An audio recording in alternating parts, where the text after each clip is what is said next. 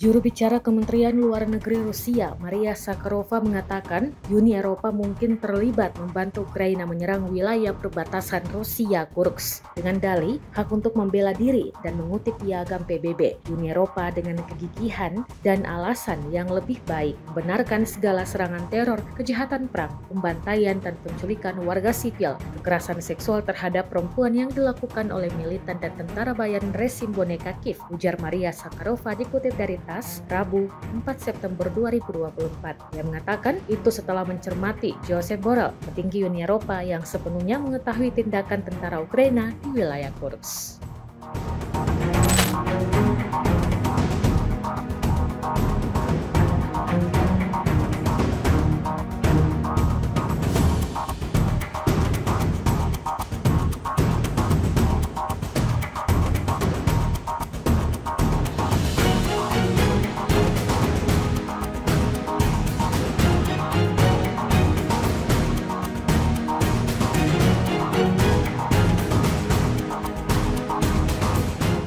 Download Tribun X sekarang, menghadirkan lokal menjadi Indonesia.